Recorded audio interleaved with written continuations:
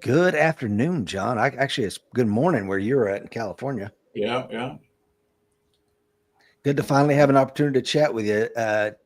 Today, I'm going to be talking to the CEO of Precision Holsters, John Marques. Good morning, John. Am I pronouncing your last name correctly? Correct. Marquez. Okay. And we have partnered with Precision Holsters for years now.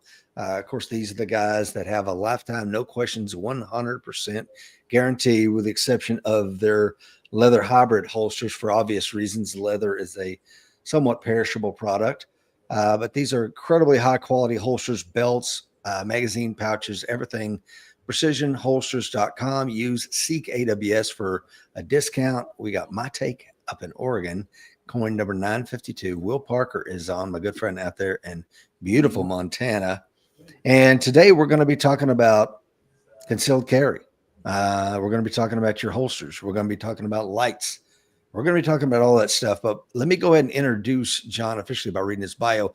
John is the CEO and co-founder of Precision Holsters, a company recognized for innovation, comfort, and performance in holster design. With over 15 years of experience in concealed carry and competitive shooting, John has developed a deep passion for the science of shooting. He has trained extensively with renowned professionals such as Mike Seeklander, Massad Ayoob, and others, with countless of hours on the range refining gear. Through years of hands-on experience, biomechanical study of shooting fundamentals, and direct feedback from you guys, the consumers, as well as pro-level shooters, John has cultivated a clear, practical understanding of product design and development, all of which fuels the performance-driven innovation behind Precision Holsters. Really excited to have you on today, my friend. Thank you. It's a pleasure. Yeah, Will Parker says absolutely fantastic gear. Trust my life to these guys, as do I. I am very excited. I just got this in the mail yesterday from the guys over at Precision Holsters. And if you listen to the podcast later, you can't see me holding up this absolutely beautiful holster. And I believe this is called the Vanquished. Is that correct? That's correct. Yep, the Vanquish holsters. Brand new. It's absolutely gorgeous. Would it be safe to say this is a new market with adding weapon mounted lights to your SKUs? We've done them, on special occasions, special orders type thing. It's not one of our big focuses. However, we are going to start adding them to, especially the Vanquish line and other lines. Yeah, this is the one I've been carrying a long time, and every time we train a law enforcement group, at some point during the break, they'll come up and ooh and ah over how beautiful this thing is. Yeah. And me and Mike are running them. I think I usually run the red one, and Mike runs a blue one. Yeah. But yeah, what is this one called, John? That's our fast holster. It's our competition line. It could be set up for IDPA, USPSA.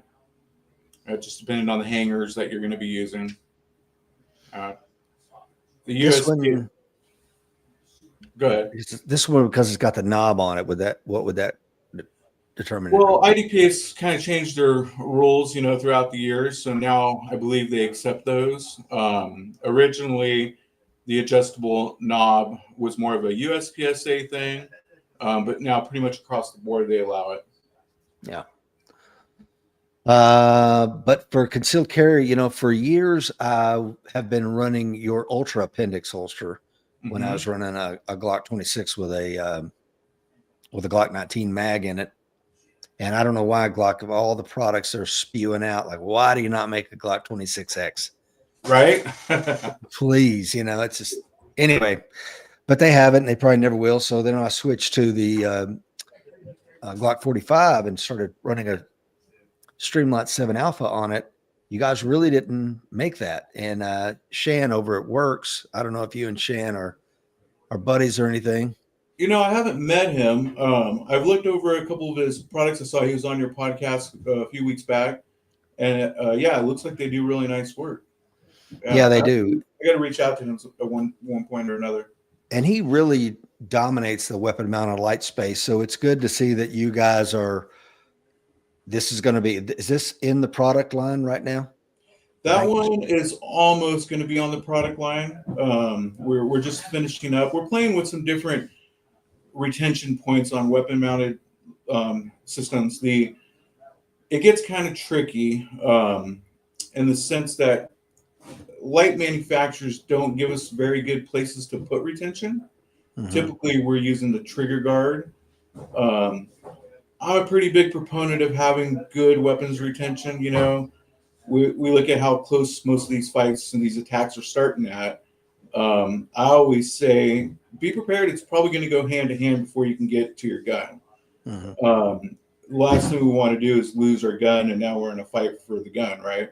Mhm. So that's kind of one of the things that's always kind of we've shied away a little bit from, just not being able to get really good retention. So we think we have it figured out, and so we're kind of getting more comfortable with, you know, getting a good product line for lights. One of the other things that I always like to talk about, make sure people know, is just the rules of engagement. You know, we talked about this a couple weeks ago. Just understanding that in a low light scenario, we have to confirm that it's a threat before we can draw the gun and point the light, right? To try to identify it. Now we're basically flirting with, okay, we drew the gun to illuminate and we determined, oh no, this wasn't a threat. Does that make sense? Mhm. Yeah. So we just like folks to make sure that they're aware of that, and always use a handheld, you know, identify with a handheld, and then, you know, make whatever decision we need to do. Yeah, we've talked about that for 11 years now, and as a police officer back in the day, we didn't even have rails on the guns back then, so we pointed Right. guns. As a law enforcement officer, you point guns at a lot of people, a lot more Sure. than you'd think you would, and as a civilian, man, I think a lot of people don't, to your point, don't grasp the concept of, well, I don't need to have a light in my non-dominant pocket anymore. Yes, you do. You still need to have that light because you don't want to muzzle everything out there. But Absolutely. Yeah. Law enforcement, you know, the rules of engagement are going to change a little bit. Probable cause, and they're okay. As a civilian, we need 51% preponderance of evidence that it is, or we believe it's a threat, right? Before we can point a loaded weapon at them. So we're a little bit behind the curve, a little bit less time. So definitely having a good weapons mounted light. You know, even in my house, I do have weapons mounted light, or, you know, guns with lights on them. However, I still have my handheld right next to those. You know, it could be my daughter woke up in the middle of the night. I hear, you know, something crash, glass broke in the kitchen. I don't want to be running around the house pointing guns, potentially muzzling my own daughter, right? yeah. Let's see. We got Carla is on. Donald says, love my ultra appendix carry. Is that the right name? I switched the belt loop hooks from front to back to change the angle and carry at 3 o'clock. Your belt clips are fantastic, very secure. Kelly says, Kelly from Sacramento in the house. Watch that John Marques guy. He's my favorite troublemaker, buddy. Mike is on. Will Rhodes is on. And these guys are putting their coin numbers out there. And if you want to become a coin member, please click the links in today's show notes. Take a free test drive on Mr. Mike Seeklander and I. Says Facebook doesn't appear to be running this presentation. It wouldn't surprise me. Facebook does what it does. Right, right. Oh, dear. I don't know what we're going to do with these platforms, but Yeah. especially when you're talking about firearms, they have a tendency to get weird about that kind of stuff.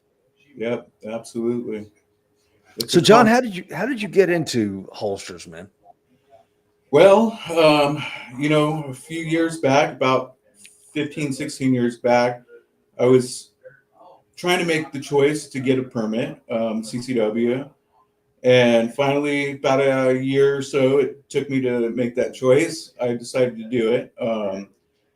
Then started carrying a gun and couldn't really find a good holster that worked for me. Of course, you know, the market was a little bit different then. There wasn't a lot available. And so I started making them. Blew up a couple of my wife's blow dryers and, you know, ended up with some pretty cool little products. And then my business partner, you know, he's watching me do this and he's like, man, we should start a business. And we just kind of jumped into it, learned the whole industry and different ways of manufacturing. and here we are today. Hmm. Yeah. So let's go back to something you alluded to. What was the reticence to become part of the CCW community? Just seeing kind of how everything in the world is getting crazier. It's getting closer to home. I feel like, we're kind of live in a rural area. It's pretty quiet, but just the, you know, politicians and the rules and laws that they run, and how stuff is getting kind of crazy, especially here in California. I was like, okay, I got a family now. It's time to start, being able to protect them, right? Mm-hmm. So pretty much kind of started there. Once I started carrying, I was like, wow, I don't know the rules. I was reading everything I possibly could, and still didn't feel too comfortable. So we found a good friend of mine, actually. He found that Massad Ayoob was coming to town. And at the time, we didn't really know who he was. We were pretty new. And we're like, oh, okay, maybe we should do this. And I remember I asked him, well, how much does the course cost? And it was like $1,000 or something. And I was like, wow, that's a pretty expensive class. I don't know if I can do that. And he told me, I don't know how you could not do it. Mm-hmm. And so I was like, you're absolutely right. So enrolled, took his class, and geez, since then, gosh, I became an RO for him. Been through multiple Mac 40 classes, learned so much, and really that's when I started to become more proficient and felt very comfortable, carrying a gun. Will Parker says, I'm riding my bike to Sacramento late September to attend a non-resident concealed carry class. I'll have to stop in at Precision Holsters. Yeah. Absolutely. We'd love to see you here, Will. Let's see here. And speaking of that, the idea of, and this one kills me. As a Marine overseas, most of the countries we would go into, we have a SOFA agreement. If they're a permissive country, meaning we have a standard of forces agreement that tells us what the rules of the road are. And then if you're in a combat zone, of course, you understand what the rules of engagement are. And then even the people that have lived in that environment, they come back to America and strap on a gun and just act like there's no ROE here. There are incredibly restrictive ROE and rules of engagement. If you consider why, and Andrew Branca has I've been through his course a few times, Law Self-Defense, and read his book. Yeah, he's amazing. Yeah, it is. And it's pretty amazing when you consider the fact that in order for the state to put you to death, the state has all these courts of appeals, and there's a trial, and there's a jury, and there's jury instructions, and all the elements the state has to bring to bear on this. And then it's still going to take them 20 years to get around to killing you after all your appeals are exhausted.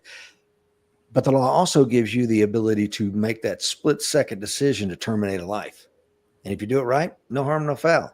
If you do it wrong, if any one of the 5 elements of self-defense are violated, then you are done, because it's an affirmative defense. Yes, I committed this crime. Yes, this homicide was a result of my actions, however, this is why I did what I did. And if the strength of your claim is good enough, you're going to be okay. And I'm making this big to do about it, John, because I love that sounds like you kind of started there. Let me understand what the rules are and put your hard-earned money into that first, because we would hate to win the fight only to lose our house, our home, our family, our freedom, Mm-hmm. Yeah, you're absolutely right. I kind of started off more of just learning to carry a gun, learning the rules of engagement. The product kind of followed suit, if that makes sense. Started training, trained with Mike. As everything kind of came together, it was like, okay, how do we make product that's going to work for the end user, right? I mean, we see a lot of like product that's out there that, it's kind of put together without very much thought behind it. we're a little bit different. We focus on, what's the fight going to be like? How can you get a grip on the gun? We see all kinds of stuff, like holsters that have single clips, for example. Those don't do very well in hand-to-hand combative courses that I've been through. We always see those on the floor. They're changing position on the body, so it's very difficult to get a consistent grip placement, things like that. So it's kind of like we kind of learned that in the beginning, and then the product kind of just followed suit. We engineered it, designed it to work for the end user. No, you most definitely did. And if you're listening to John and I out there, you can always go to precisionholsters.com, seek AWS, I believe is our discount code, and pick up some of the products. But if you're like, I need to get this legal thing squared away, well, November the 17th to the 21st, Mr. Seeklander is going to be out here. We're going to do a week-long warrior camp for those that want to attend. And Monday of that entire 1 week course is going to be learning the ROE here in the United States. So we got Will Parker teaching a 1 day legal course, and that will set the tone for the rest of the week, because it does us no good to teach you the defensive contextual use of a handgun to solve the problem if we never explain what the rules of the road are. So that's right. Hopefully see a lot of folks out there this year. We're about half full already, so if you've been thinking about it, you might want to act quick, because once I hit 20, we're going to lock it down. And please like and hit that share button, by the way. So you took into account understanding the law of self-defense. You took into account the fact that if we're making concealed carry products, they need to be robust enough to fight in an entangled fight, is what I'm hearing. Absolutely. Yes. Now, do you do combatives or BJJ or anything like that on a daily? I don't currently. Most of my, earlier life, I was a wrestler. So I kind of play with that a little bit, but just so strapped for time, it's so difficult to get out and do those things right now. Yeah. Yeah. Not to beat up on your home state, but here in Tennessee, we don't have a lot of the concerns that you guys seem to have. And I couldn't imagine what it's like to live in that environment. And maybe when you're in it, it's a nothing burger because it's what everybody does. Have you found it to be overly restrictive to do business in that state, in the gun community, John, or not so much? Yes. Yes and no. We get hit pretty hard on some taxes, right? We also have an ammunition company. So here in California, if you're going to purchase ammo, we have to do an instant background check every time you come to buy ammo. And it's $1. Well, it was $1 fee, but as of January or July 1st, it's now $5, right? Whether you buy 50 rounds or 500 rounds? Absolutely. Wow. And then it gets a little bit better. So we have our normal state tax, right? But on top of that, you get hit with the 11%. So to purchase ammunition in California, you're at 19.5%, depending on county. To purchase ammo, it's wild. So that's difficult. One of the other things that's pretty difficult in the holster side is, we have the California gun roster, so we don't have a lot of the guns that are on the roster. So it makes it difficult to build holsters, right? So we kind of have to fight with that quite a bit. Thankfully, some of the blue guns and stuff are really, really pretty close. So we can, develop a lot of that from using a blue gun. Yeah, it's pretty tricky. We've thought about leaving a few times. Actually, right before COVID, we were pretty set to get out of here, and we were looking at Idaho. We had plane tickets, Airbnbs, and everything, and then COVID got pretty wild there, and the in-laws didn't want to travel, which we understood. And then we postponed it. Probably postponed it a little too long, in the sense that our daughter's in school, she's got all her friends, and we're like, yeah, we're not going to uproot her right now. We also love it here. We're up in the Sierra Nevadas. We have tons of lakes and hiking trails, and I love to fly fish. We have the a Rubicon Trail, and we're Jeepers, so we like to get out there and run the Jeeps through the mountains. So we're kind of like, we kind of want to stay and fight at this point. We have some pretty great programs here, some 2A groups. One in particular, Gun Owners of California with Sam Pradas. Yeah, great guy. Yeah, great guy, good friend of mine. He's doing amazing stuff. All the groups are doing amazing stuff. And, we're winning some of them. The problem is they just keep adding stuff, right? So it's a constant fight.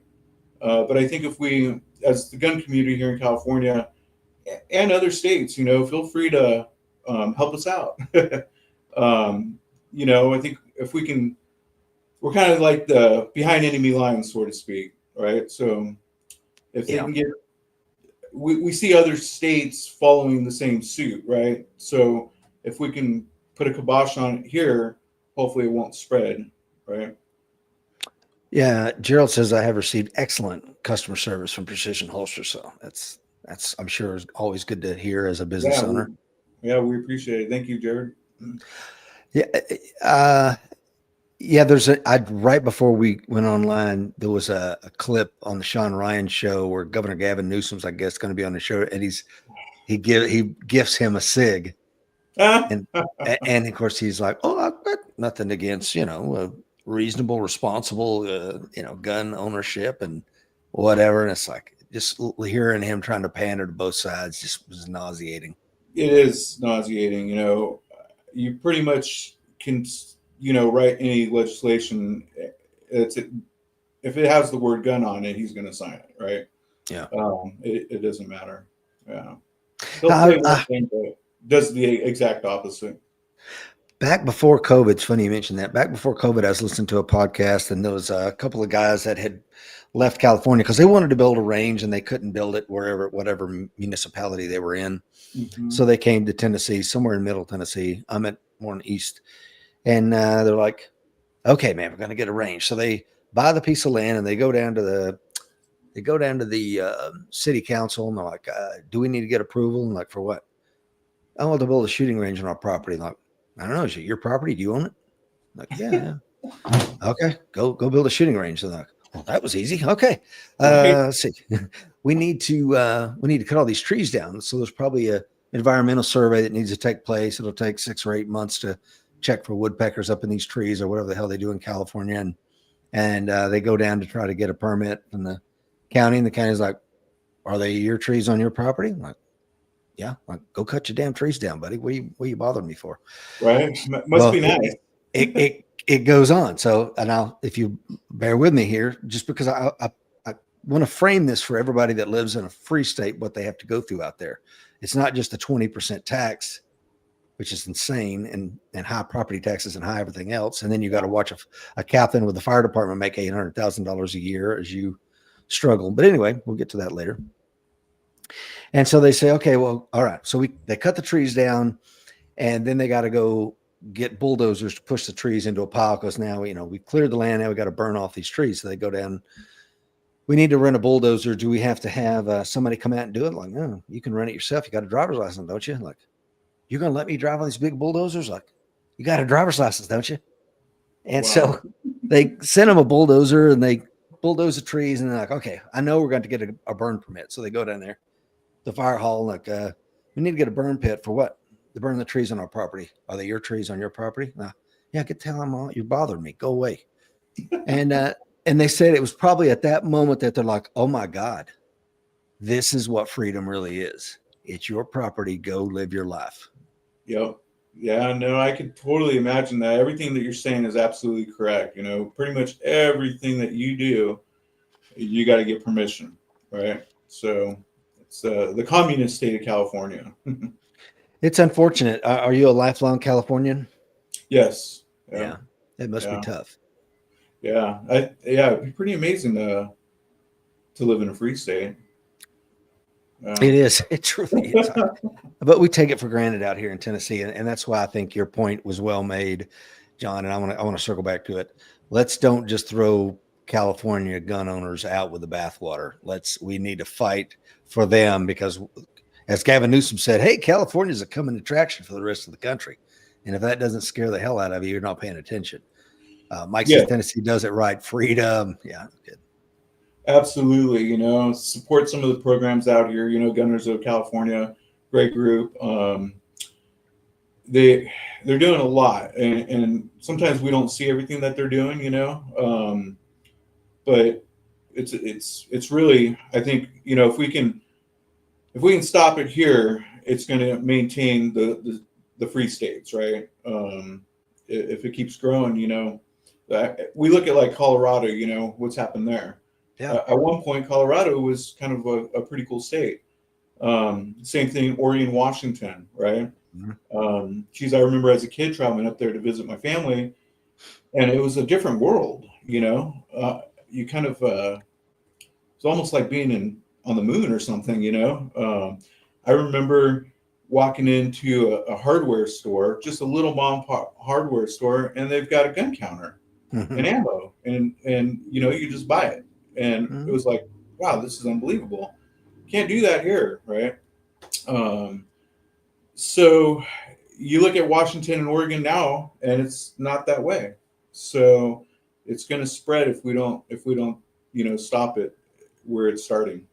Well, you know, I went to a tiny school in Knox County, Gibbs High School, and actually Kenny Chesney was one of my friends in school. I don't know if you know the country musician. That's cool. And then Morgan Wallen just graduated from there. So it's crazy that we've got these two country music legends graduated from this tiny little school in Corryton, Tennessee. But back in the 80s, we had gun racks in our trucks out in the parking lot, and it was a freaking nothing burger. And now, just in my lifetime, in the last 40 years, since I graduated high school, things have freaking taken a bizarro turn. And Tennessee wouldn't even, they would probably be very uncomfortable if you did that. I'm sure, matter of fact, there's probably a law that says you can't. But the world is changing. And I think that speaks to the point you also made, John, about how you decided I'm going to do concealed carry. And what's that like getting a concealed carry in Tennessee? You mean here I'm sorry, California? I'm sorry. Yeah. You know, it kind of depends on county. Our county is very pro 2A. We got a great sheriff, Jeff Lykoff. Here, basically, you're going to apply through the sheriff's department. You know, it's probably like a 5-minute, 10-minute application online.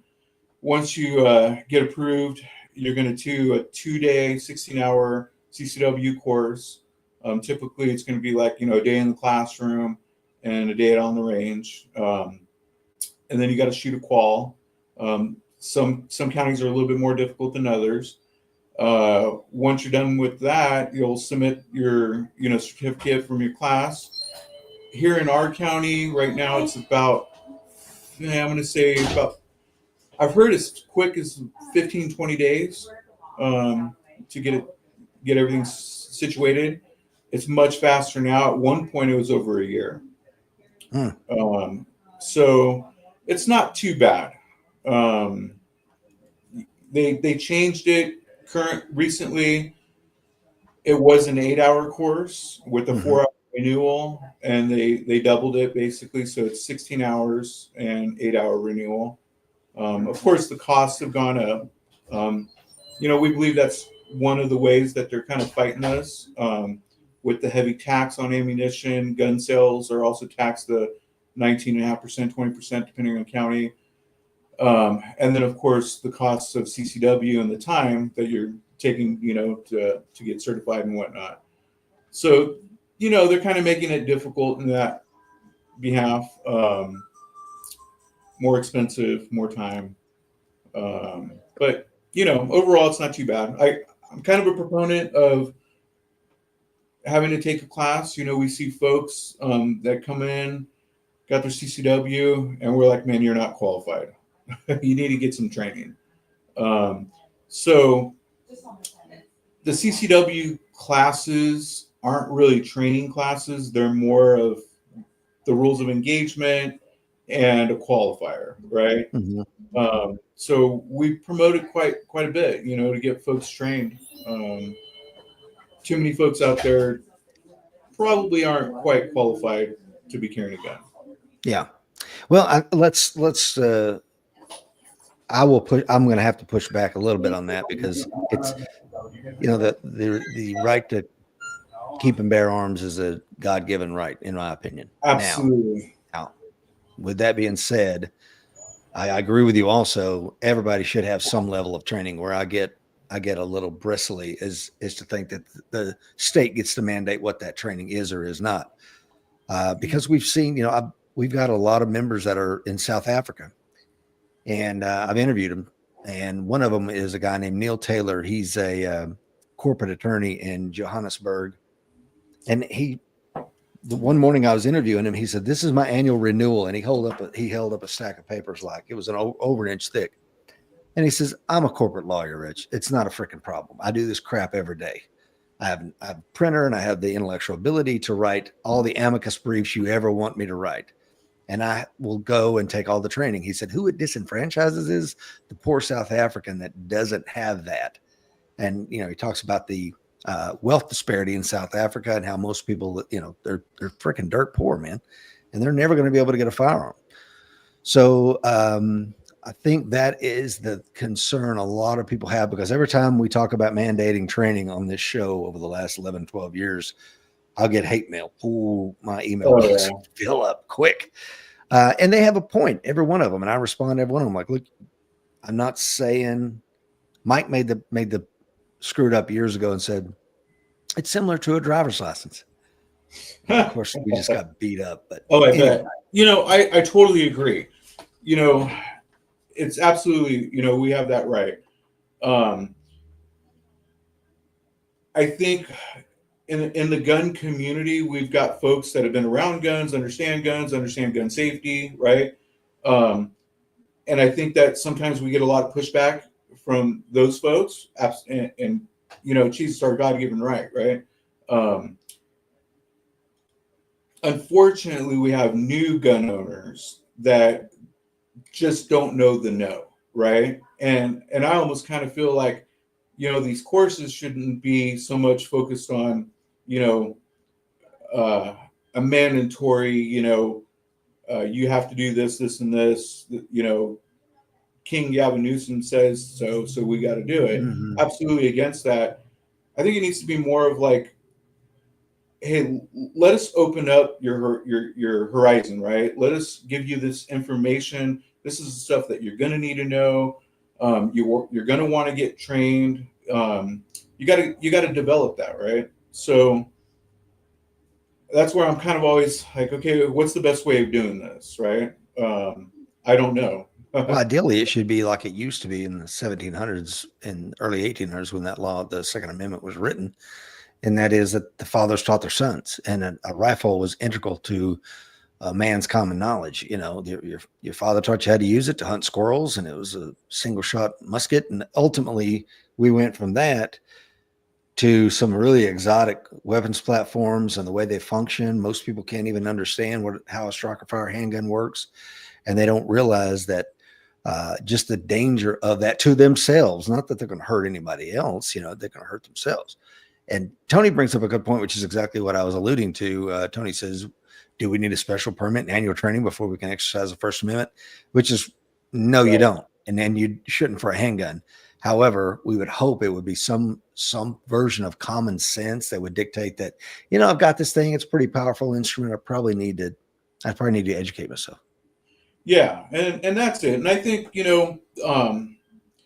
just folks like yourself that are out there and you got a good platform to share that is absolutely right. If we could just get folks that as an example, I may have some maybe a middle-aged lady from Sacramento comes up. She's been divorced, living on her own, has gotten some threats, right? Is feeling that, hey, maybe I need to do this. Goes out and gets a gun and has no training and doesn't understand the rules of engagement. My fear is that she's going to get herself in trouble, right? Mm-hmm. And so how do we get these folks up and running so that they're knowledgeable, right? Yeah, I mean, Andrew talks about, I don't know if you've ever attended any Andrew's training before, but Andrew Bronca. Sure. He talks about the lady in Murfreesboro, Tennessee, here about an hour and a half down the road from me, where a guy asked for a match or a light, or can you give me $5, get some gas? I don't know what the question was to the lady, but she drew down on him in a Walmart parking lot.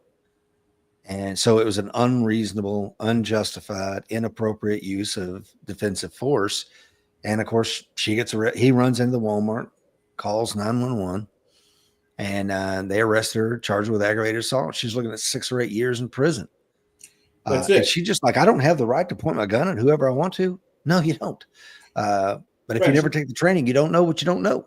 Exactly, and that's exactly it. You know, she just didn't know, and that's what we're a proponent of. You know, how can we get these folks educated and up and running? You know, and like to your point of fathers teaching, right? Absolutely. I push that on a lot of our family friends and stuff. My daughter was around guns since she was crawling. We took away the curiosity. So, she just knew, hey, if I want to touch, I'll ask dad. We didn't hide it. It was always around. So, I kind of feel that if we can do things like that and get folks at an early age, it's one of the things that we do. We sponsor a lot of the youth shooting sports here in California, just to get them trained up and having a good sense of, number one, firearm safety. And hopefully just being around it, they're going to, their knowledge base is going to increase, right? Mm-hmm. Absolutely. Mm-hmm. Let's circle back to the holsters for just a second. Sure. What's interesting about you guys is for the size of your operation, it's amazing that you build not only competition line with the fast holster, but you also make some outstanding concealed carry holsters. Was that a conscious decision to go into both markets, John? No. Early on, we were completely focused on concealed carry, defensive style stuff, because that's what we were doing. Probably about, I'm going to say 5-6 years in, we started wanting to shoot competition. I think, as a matter of fact, it was one of our local Sacramento instructors, Wesley Logmercino. He was hosting Mike Seeklander for a competition class. And he's like, dude, you got to take this class. I'm like, no, I don't shoot competition. He's like, oh, don't worry about it. You're going to learn a lot. And I'm like, I don't know, man. I'm not sure. And he's like, just come do it. I said, okay. So I jumped in, took Mike's competition class, and I was like, wow, this is amazing. What I kind of figured out was how competition kind of can, increase your skills in a defensive shootout, right? Mm-hmm. To the point now that when I teach a fundamentals, firearms fundamentals class, pistol proficiency class. And a lot of folks will be like, well, they know that I've shot competition. They're like, oh, I don't really know if I want to take your class because I'm not a competitive shooter. And I have to break it down to them that I don't teach competition. I'm not teaching defensive class. What I like to do is teach fundamentals of shooting, right? So it's kind of how to shoot a pistol with a high level of accuracy and speed, right? Because both are going to equal success during, competition or a life-threatening situation, right? Mm-hmm. And then learning, how to move and shoot, coming in and out of positions, all that stuff. We're definitely not going to be standing still, most likely during a defensive shoot, right? We're going to be building distance, moving to cover concealment, things of that nature. And so being able to get there fast while managing the firearm is super valuable. So kind of started seeing that, when we started shooting competition after taking Mike's class. And, at that point, it's probably when I started becoming a pretty good shooter, in the sense that, competition kind of breeds the excellence out of us, right? And then we saw problems in the industry as far as the equipment goes. and we started looking for solutions, right? We were seeing a lot of like guns getting stuck in the holster on the draw process, folks kind of fighting with them. And that motivated us to get into the competition side of it. And so we did. And we started with the fast holster, and then our mag pouches. And since then, we've teamed up with Henning. And so we use a lot of Henning's mag hangers and holster hangers. And he's just some of his tooling so that it works with all of our holsters. Yeah, so here we are now. Yeah. I guess on the training thing, Gerald says, not required, but encouraged and easily accessible. Yeah, I couldn't agree with you more. I mean, I would imagine they still have it here, but in Tennessee, when I was a kid, they had the youth safety course. And before you could get a hunting license, if you were, I don't remember what age it was, you had to go to this weekend long course, and it was phenomenal. And then you got your certificate, and then you could go take the certificate and your ID and get a hunting license as a little kid. And something like that, it didn't cost anything. And I think that's the kind of thing I would love. It's highly encouraged. Yes. Maybe the teacher would give you extra credit points or something like that, or they hold it at your local church or community center and take the stigma out of it, yet teach the young people like this is a tremendous responsibility. And I think that speaks to what Carla's saying. She says education, encourage each other, make it fun and not a taboo. Female from California here, John has helped us tremendously with that, coordinating small group pistol trainings. I'd love to hear that. Mm-hmm. Yeah, absolutely. If you can make it fun, it's going to be encouraging, and, it just takes that fear away. It takes, it's awesome. Yeah. Yeah. Especially, yeah, I think the people that are doing that, I don't teach, and I could never see me teaching an open enrollment course to, this is a new shooter, like a CCW class. People have asked me, why don't you teach a CCW class? I'm like, not for all the money in the world. And I think those people are my heroes that teach basic CCW classes, because you never know who's going to walk in. It might be a guy who, just got out of the military or whatever, and he needs that certification, but he's very proficient. Or it might be an 89-year-old grandma that this is the first time she's ever held a gun, and she's afraid because her husband just passed and she's inherited his guns, but she doesn't know anything about them. And you're going to be the person, like you said, and if you don't make it fun, then she's going to be and help her through that learning curve. Man, you could really alienate people. And I know, because I had a friend of mine pass away, and he was in his late 80s, and his wife and I was that guy. I remember she started shooting it, and the gravity of what she was doing and the fact that she's going to be alone in the home now, she started crying, and we, hugged her and let her know it's going to be okay. And by the end of the day, she left the range very, very comfortable in what she had there. Yeah. I look up to those guys as well. It's, I kind of feel the same way. I don't want anything to do with CCW training. Some of our local instructors, man, they do a great job. Because it's such a wide venue of folks in different levels that show up to those classes. It's like, holy cow! But yeah, pretty amazing guys out there. What products do you make? Switching back to the holsters just a second, because I've got your beautiful holsters laying in front of me here. What do you make in house on these, John? I'm sorry, what was that again, Rich? What components are made in house? So we pretty much make everything. Obviously, hardware we don't, but all the kydex, all the tooling we make. The clips we don't. So I would probably say clips and hardware are the only two things we don't. Obviously, like packaging and stuff like that, we don't. But yeah, we pretty much, with our holsters, what we do is we take the firearm, we reverse engineer it into CAD, and then inside of CAD we design the tooling, and then we have a mill here that mills them out for us, and then it's kind of the process. It's a little slow, a little tedious. Sometimes we get it on the first go. Other times it takes us a couple of runs on the mill to get it dialed in. Now, is behind you, John? Is that the Seeklander Signature Series holster right there? Yes, yeah, that's the Seeklander. It's beautiful. I'll grab it. Yeah, Mike's been pretty awesome. With all his knowledge and helping us with some of the holster design. But yeah, it's the Seeklander edition. Nice. Yeah, and we have his mag pouches. Beautiful. These are all mounted on the Henning hangers. You can kind of see those guys. Mm-hmm. And the Henning T1000 hanger is pretty amazing.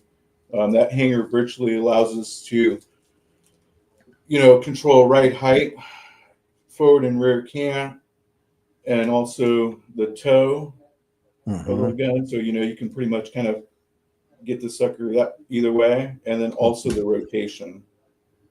So virtually you get like 360 degrees of adjustment. Nice. Yeah, pretty cool product. Absolutely. So what's next for you guys over at Precision Holsters, John? We're working on a new competition holster, something that's going to be a little bit more USPSA style. Some of the organizations, they changed the rules.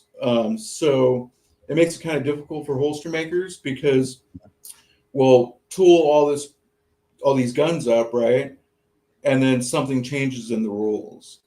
And then we're like, well, that's not really going to work for this division or that division.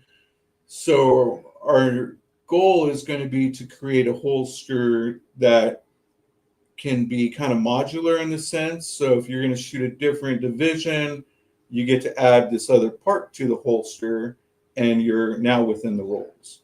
Yeah. Yeah.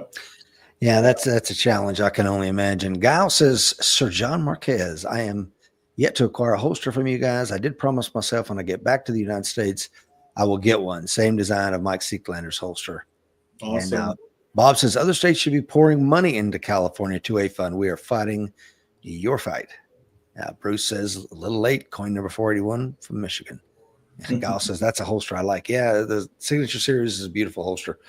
But, even if you just wanted to get the regular fast holster, this is what I compete with and do a lot of the training that I do with.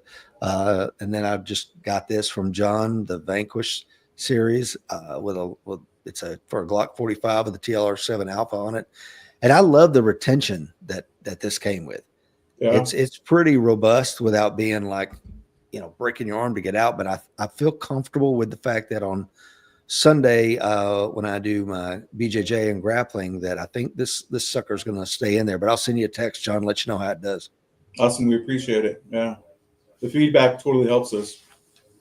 Yeah, that's one thing Mike told me from the very beginning about you guys, long before I started using your products, is that you listen. And you get a company like, because when Mike was shooting a lot with Safariland, I was on their team. They make excellent products too. I'm not taking anything away from Safariland. I've used their stuff for more than 30 years. However, they're a huge company. They don't have the ability to turn on a dime, and it's tricky. Yeah. You know what I'm saying? So when he's giving them good feedback, they're like, yeah, okay, cool. We're never going to change it. Thank you for telling us. Right. Yeah. And it's tricky, tooling can be quite a task. So to switch things up, I think we may have lost you, Rich. No, I'm just giving you full layout, my friend. Oh, okay. Yeah. So it does make it pretty tricky, having to change tooling. So we try to, put a lot of time into R&D, make sure it's right. And that was kind of the idea with the Vanquish holster, was to make a holster that's going to be somewhat modular, that's going to fit more body types. That's our biggest, feat, is to get a holster that's going to work with everybody, right? Yeah, we talked about that in the green room, John, the fact that with a 3 o'clock, 4 o'clock, 5 o'clock holster, you really don't have that level of problem, even if it's inside the waistband or out. However, with appendix, because different body shapes and sizes, it creates a difficult problem for a manufacturer. And these days, almost everybody's carrying appendix, it seems like. Right. Yes. Yeah. I can kind of go over some of that if you want, Rich. Please, absolutely. With our vanquish, grab that. The kind of what we did with this guy, you'll kind of see we kind of changed the wing that you guys are seeing, out in the market quite a bit. We wanted to do something that's going to be kind of tucked in, out of the way, adjustable as far as how the height of it. Also, some pads that were there we don't have available yet, but they'll be on the website here shortly, so we can push this wing in and out to give you more tuck. We wanted to make it out of aluminum, super strong. One of the things that we see with some of the wings that are out there is they're mounted to the kydex, they're plastic, and belts will tend to pull and move the wing, so the wing's actually not doing that much. With this guy, we find that it's not going to move, it's not going to break, it's completely solid and reversed. That gives us a nice, pulling in of the butt of the gun. And then we decided to make a pad for the thigh to get the top of the gun to kick into the body. With that pad, we decided that we're going to make different shapes and sizes, right? We have a small, medium, and large right now, and we're going to be playing with that, as we go, working with different designs and different shapes and stuff to continue, just the progression of it. So some guys, maybe they have a little bit more of a belly. They need the bigger pad. They can pop that sucker on there. It's going to push the bottom of the gun out, pulling the top of the gun into the body a little bit more. Make sense? Oh, yeah.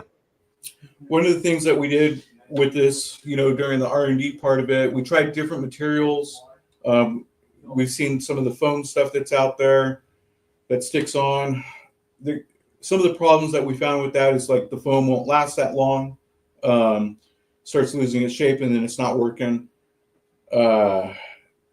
We've seen them get tore off because they're typically like glued onto the holster.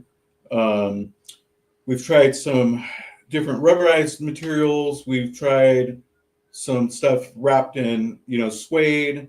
We've come back to just doing plastic. The comfort really hasn't changed. And it's just solid, it stays there. We found that the shape of it and the contoured edges of that pad really is where the comfort comes from. One of the issues that we had with some of the rubberized material that we played with, it's kind of funny, was some of our testers were saying that every time you put it into the holster or into the pants, your undergarments get pulled down because it's sticky, right? So they're kind of fighting with that. So far we've come back to just using kydex, and the feedback so far is it's extremely comfortable, and it conceals extremely well. I'm not that big of a guy. I'm able to conceal a Glock 19 with an extended base plate. It does pretty good. So yeah. Yeah, I can attest to that. And like I said, when mine arrived, it arrived with 3 different configurations. So I'm running the smallest one right now. I'm going to try out the other ones just to see what I like the best. Mm-hmm. And I didn't realize that wing was made out of aluminum until you just said that. I'm like, I'll be damned. I did not know that. But that makes sense. We like it to be strong, right? We've just seen some, issues with the plastic versions, breaking. One of the things that we see sometimes, they get like hung underneath the belt so that you can't get a good grip on the gun, or they'll get kind of like, on top of the belt. So there's a lot of movement, inconsistency. The way we kind of design that, tucking it close to the clip, and then of course we use 2 clips on all of our defensive gear. We found it to be very stable, stays in place. I haven't had any issues with it. Yeah. Well, your belts are fantastic as well. I'd be remiss if I didn't give high praise to your belts. So many of my friends are running around with your belt now because they saw mine. They're like, what is that? Where did you get that, man? I'm like, Precision Holsters. It's actually kind of a funny story. It's kind of how I met Mike and started with Mike. He was teaching a class down in Sacramento at ION, the Sac Gun Club. I was down there assisting another instructor, and I brought one of our prototypes. So of course this was, there's no branding on it or anything. Mm-hmm. I brought it for the instructor that was hosting Mike and to test out, right, and give some feedback and whatnot. And he comes over, runs over to our range. We're a few bays down, and he says, "Hey, Mike's belt broke. Did you bring that prototype belt? Can he test that? Can he use it? He needs a belt." And I was, "Yeah, I don't know if it's going to be his size." He says, "Well, let me take it and we'll see." So he runs off with the belt, and about 2 weeks later, I call that instructor and I go, "Hey, how's that belt doing? Do you have any feedback for me?" He says, "Dude, Mike took the belt." Yeah, that sounds right. And I'm like, "What?" So a year later, I took Mike's class and I showed up, we're gearing up in the morning, and I see him take off that original prototype belt, right? And I'm like, "Hey, how do you like that belt?" He said, "Oh, let me tell you, man, I've been wearing this belt every day for like, a year now. I don't know who makes it." Well, I had the, production design on or version on, and I go, "It's like this belt." And he's like, "Oh, you guys make that?" So yeah, it's kind of where it all kind of started with Mike. Yeah. And I'm like, precision holsters. And they're like, "Rich, do you realize this is like a $70-$80 belt?" I'm like, "Yeah. And you get what you freaking pay for, man. You You get what you know, pay for." I've been wearing the same one for, I can't tell you how many years. yeah, I'm kind of in the same boat, man. We're up in the mountains. I'm in the rivers fly fishing. The belt just stays on. I beat the heck out of it. And geez, the one I'm wearing now, I've probably had, oh, I'd say probably a good 6 years, 7 years. Oh, easy. Yeah, it's still Of going. daily use. Yeah, it's crazy. And it's robust enough, and I think if you, and this drives me crazy too. I'll see people, they got a great gun, all the bells and whistles, great Streamlight Surefire light on it, great red dot on it, trigger upgrades, maybe the holster's decent, and they're wearing it on some nylon belt. And if you can't take your belt off, which I can with your belt, and put it around my pull-up bar and do pull-ups with it as a 225-pound man, then it's not robust enough for the entangled fight, in my Right, opinion. right. No, we agree. That was the whole idea behind our nylon belt, was we wanted to make something that was low profile, comfortable, just super robust and isn't going to let go. Yeah. And it's been pretty awesome. I mean, we've been making it for quite a few years now. No complaints on it. So good feedback. It's been good. Yeah, it's called the Precision Tactical Concealed Carry Nylon Belt. Mm-hmm. It's got all 5 stars reviews on your website. I'm looking at it right now. And it's earned every damn one of them. Gerald says, "Do you have an outside the waistband holster that is not for competition?" We do. We make our Defender holster. It's a hybrid. So leather against the body, plastic on the outside. It's a pretty cool training holster, in the sense that it puts the gun pretty close to the inside of the waistband. Being that there's no hardware behind it, it brings the gun real nice and close. We have a lot of concealed carry folks that really like that holster. As a matter of fact, we made a bunch of them for California Highway Patrol. We find that a lot of law enforcement folks around here, anyways, tend to like outside the waistband for their concealed carry, and we think it's because they're just so used to wearing a gun outside the waistband. So that holster flips the bill for a lot of those folks. The fast holster, as a matter of fact, a lot of people buy that holster just for range use. Works really good. It's got good retention. Easy on, easy off. Yep. Yeah. How was the retention on those hybrid holsters? I remember some people poo-poo on them pretty hard when they're inside the waistband. How's the outside the waistband hybrid for retention? It's pretty good. Again, we're a big proponent of good retention, so we make sure that there's good retention, and of course, all of our products are adjustable retention, so you can kind of fine tune them. But I mean, you can crank them down to the point you're gonna need some muscle to get them out of there. Yeah, I don't know if you saw the show Mike and I just did with John Marques. He was Vice President of SIG, Phil Strader, talking Yeah. about the P320. Did you see that one? Yes. Yes. Yeah. So are you still making holsters for the P320? We are in the fast competition line. We don't have really. I don't think we have much in the defensive line. Most of our customers that are shooting the P320 are competition folks, right? So, yeah, I think we may make our ultra carry IWB in the P320. Any issues with those? We haven't had any issues. Good. I know there's a lot of craziness going on right now, and it's a mess. Yeah. Yeah, it is. Yeah. So I asked you what you guys are working on and what we can expect to see over the horizon, because one of the things about you guys is you continue to innovate. You don't stay static on what you're doing. And that's another thing, Mike, and I've always liked about you and Works, which is our other holster sponsor, in that, we don't just tool the die one time and then crank. It's like, if there's a better way to do it, we're going to see it from you guys. And so hats off to you for that, John. No, we appreciate it. Yeah. We always kind of like to say we're not really a marketing company. As a matter of fact, we're horrible at it. We're more of like a boutique holster manufacturer, right? Mm-hmm. So we're good at making holsters. I think a lot of it's just because we train, we're out there. We're out there learning how to shoot better and stuff. And if we can make gear that's going to help us, why not, right? Where can folks find you, follow you, pick up your gear, John? So basically the website, precisionholsters.com. And then of course we're on Facebook and Instagram.